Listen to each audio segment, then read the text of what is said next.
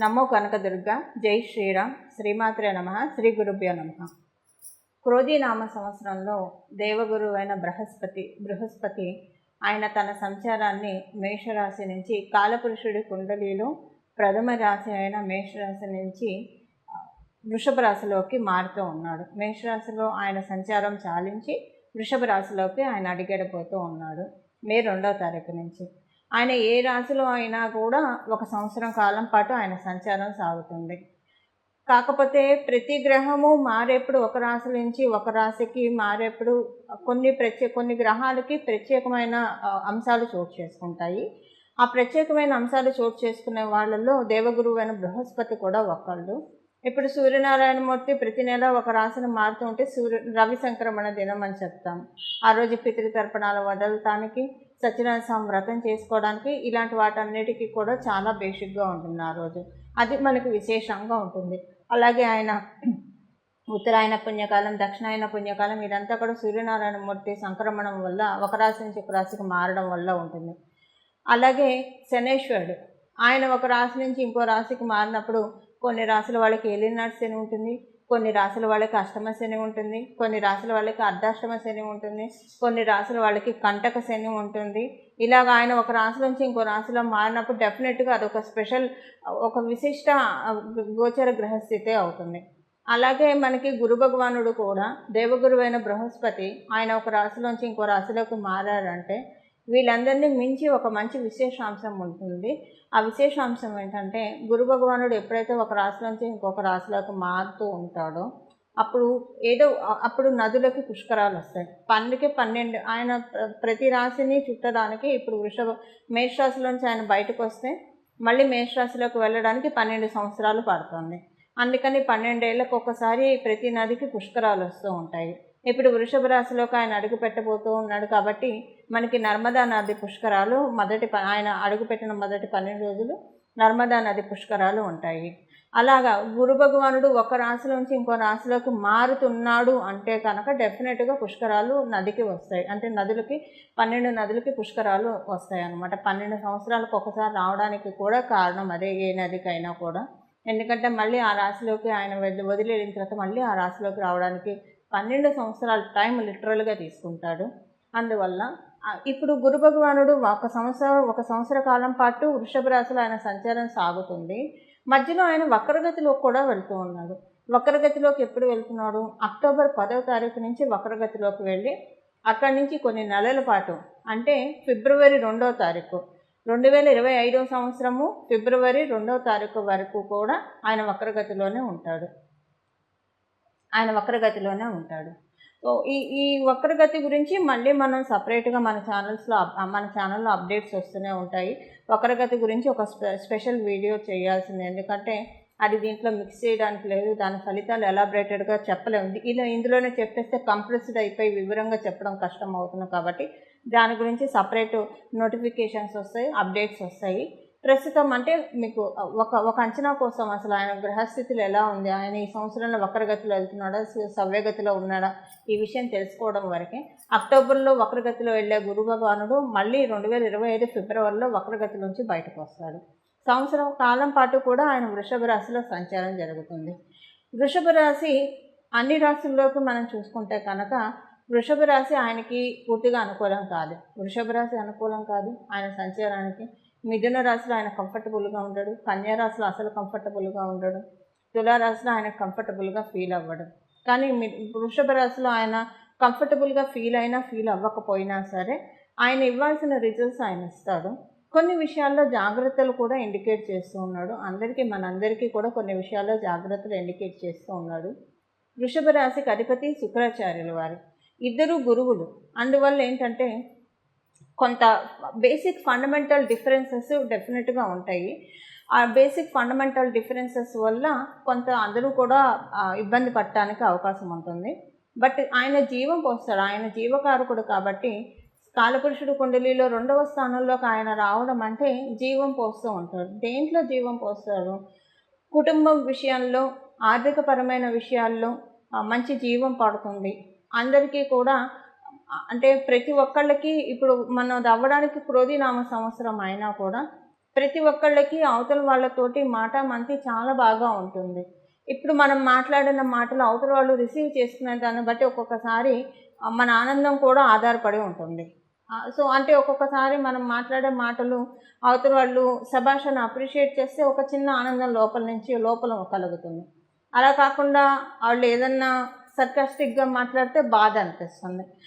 వాటన్నిటికి అతీతంగా ఈ సంవత్సరం గురు భగవానుడు ప్రసాదించబోతూ ఉన్నారు. ప్రతి ఒక్కళ్ళకి ఈ విషయం వర్తిస్తుంది.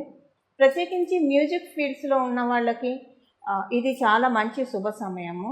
టీచింగ్ ప్రొఫెషన్లో ఉన్న వాళ్ళకి ఇది గురు భగవానుడు వృషభ రాశి ట్రాన్సిట్ చాలా మంచి శుభ సమయము.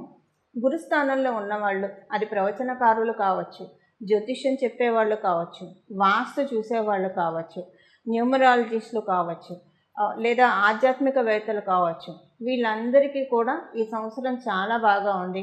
ఆర్థికంగా చాలా బాగా ఉంది.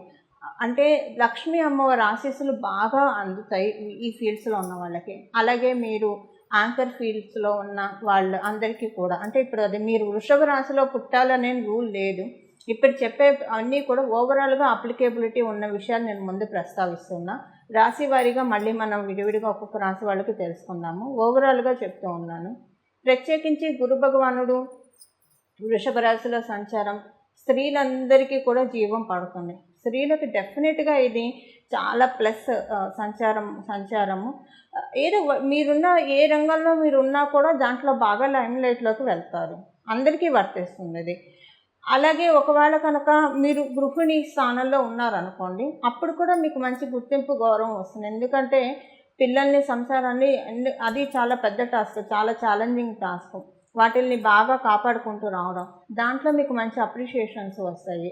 ఇలాగ ప్రతి విషయంలో కూడా స్త్రీలందరికీ మంచి శుభ సమయము క్రోధినామ సంవత్సరంలో ఉంది. అది కూడా ప్రత్యేకించి మనందరికీ కూడా, అంటే స్త్రీలందరికీ కూడా గురు భగవానుడు ప్రసాదిస్తూ ఉన్నాడు.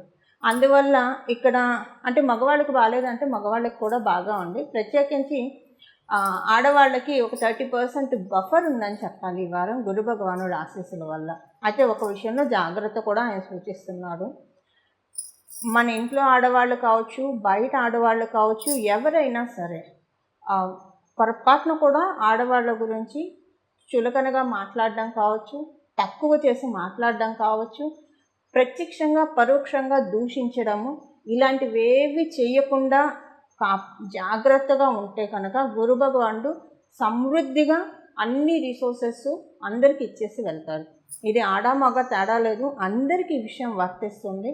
ఎవరైతే సమృద్ధిగా అన్ని అవకాశాలు అందుకోవాలని భావిస్తూ ఉన్నారో వాళ్ళందరూ కూడా స్త్రీలని దేవతా స్వరూపంగా చూడడం కనుక ప్రాక్టీస్ చేస్తే ఆల్రెడీ అలానే ఉంటుంది. ఎందుకంటే మన సనాతన ధర్మం మనకి చిన్నప్పటి నుంచి నేర్పిన విషయమే అది.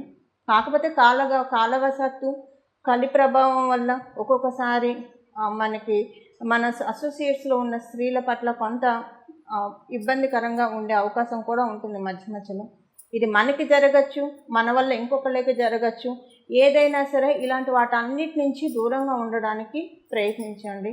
దానివల్ల ఏంటంటే ఈ వారం డెఫినెట్గా ఈ సంవత్సరం అంతా కూడా డెఫినెట్గా అబండెన్స్, సమృద్ధి, జీవకారకుడు కాబట్టి ఆయన ఇవ్వదలుచుకుంటే గురు భగవానుడు ఏమీ ఆలోచించడు. వెనక ముందు ఆలోచించకుండా చక్కగా రిజల్ట్స్ ఇస్తాడు.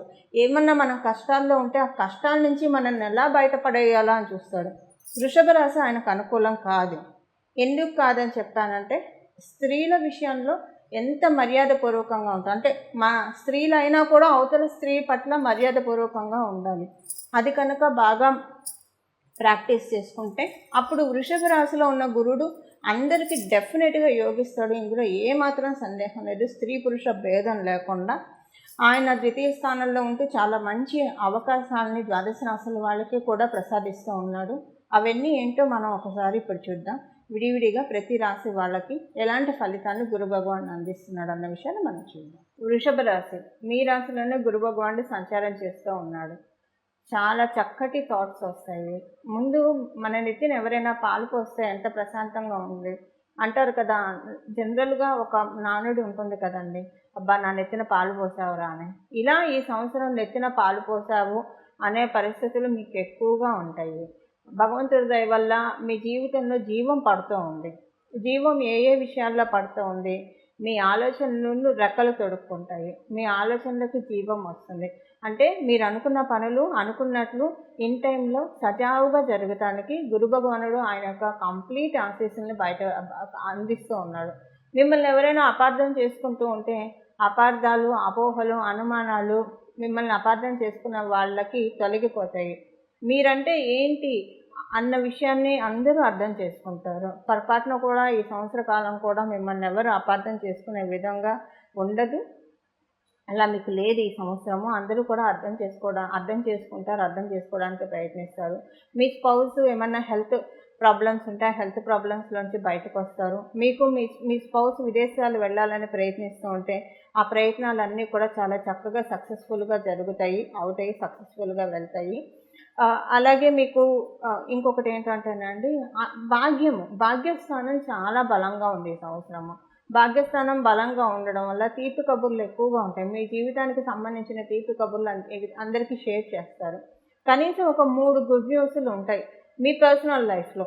అది మీకు, మీ ఫ్యామిలీ మెంబర్స్ ఎవరికైనా వర్తించవచ్చు. ఇప్పుడు ఉదాహరణకి మీరు ఒక ఇల్లు కట్టుకుంటారు, అదొక తీపి వార్త. మీకు ఉద్యోగంలో ప్రమోషన్ లేదా వ్యాపారంలో బాగుంది, అదొక తీపి వార్త. మీ స్పౌస్కి కూడా బాగుంది, అదొక తీపి వార్త. మీ పిల్లలు విద్యార్థుల్లో చక్కగా విజయాన్ని సాధించారు, అదొక తీపి వార్త. ఇలాగా తీపి వార్తలు ఈ సంవత్సరంలో కనీసం 3 అంటే ఇలా ఏదైనా గుడ్ న్యూస్లు ఒక 3 వింటారు. ఆభరణ యోగం చాలా బాగా ఉంది వృషభ రాశిలో పుట్టిన వాళ్ళకి. గోల్డ్ పర్చేజ్ చేయడానికి ది బెస్ట్ టైం మీకు ఇది. అంటే మీ దగ్గర అవకాశం ఉంటేనే, మళ్ళీ అప్పు చేసి కొనుక్కుంటే ఇది రివర్స్ అవుతుంది.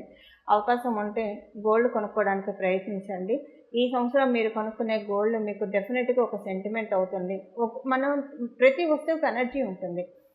ఎనర్జీ చాలా బాగా వర్కింగ్ ఉంది ఈ సంవత్సరం గోల్డ్ ఐటమ్స్కి.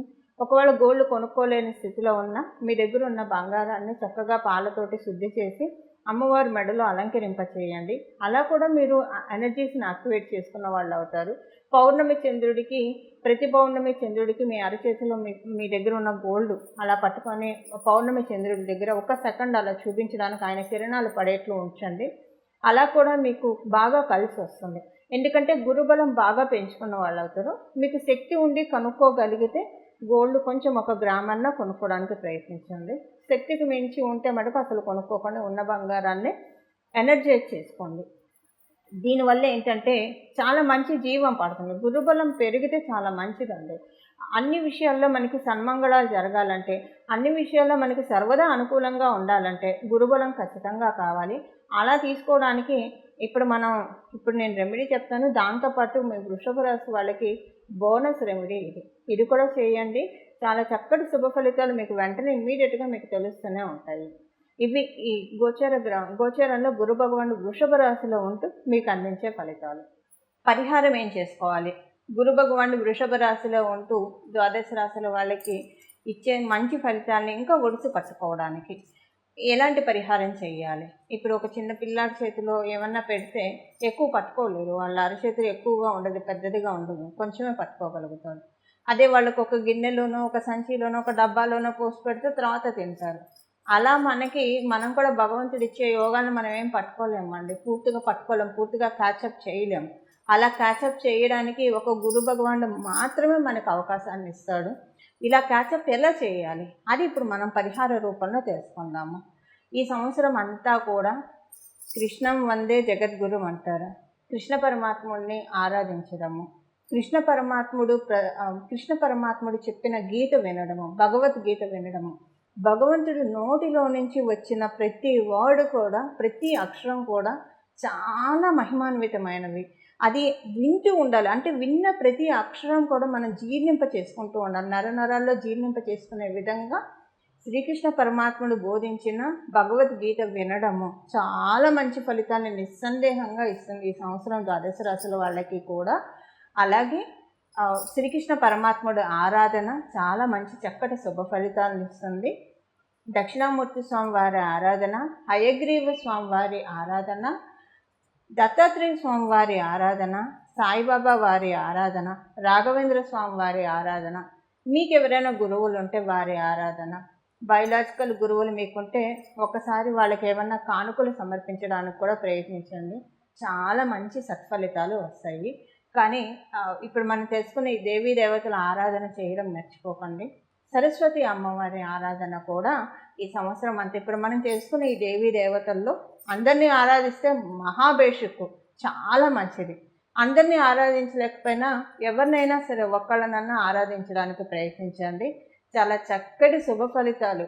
ఈ ఫలితాలు చెప్పాలంటే గురు భగవానుడు ఫలితాలంటే దేవతల ఆశీస్సులేనండి. దేవతల ఆశీస్సులు అంటే ఇంకా మనం మాటల్లో చెప్పలేము అవి. ఎందుకంటే అన్ని విషయాల్లో ఇస్తారు దేవతల ఆశీస్సులు ఇవ్వాలి అంటే కనుక. అలాంటి ఆశీస్సులు తీసుకోవడానికి చాలా చక్కటి అవకాశం ఉంది. ప్రశాంతంగా భగవంతుడి ఆరాధన చేసుకోండి. భగవద్గీత మటుకు ఈ సంవత్సరం ఒక్కసారన్నా వినడానికి, పూర్తిగా వినడానికి, విన్న ప్రతిదీ జీర్ణం చేసుకోవడానికి ప్రయత్నించండి. చాలా మంచి శుభ సమయం. అంటే ఎప్పుడు వినాలి భగవద్గీత, ఎప్పుడు కూడా మంచిదే. కాకపోతే కొన్ని సార్లు కాలప్రభావం బాగా ఉన్న సమయంలో కనుక వింటే ఇంకా మనకి వెంటనే తెలుస్తూ ఉంటాయి, రిజల్ట్స్ వెంటనే తెలుస్తాయి. అలా భగవంతుడు ఉపదేశించిన గీతని, అమృతధారని, కర్ణామృతాన్ని అందరూ ఒడిసి పట్టుకోవడానికి ప్రయత్నించండి.